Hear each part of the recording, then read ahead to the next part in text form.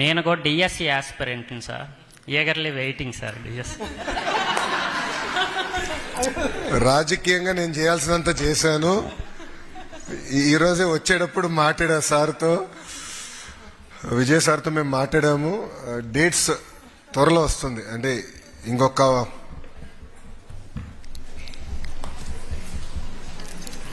5 రోజులు thank you sir. Notification విడుదల చేయబోతున్నాం. Thank you. పాపకు వచ్చే ముందల డిఎస్సి విషయంలో నేను కొన్ని చెప్పాల్సిన అవసరం ఉంది.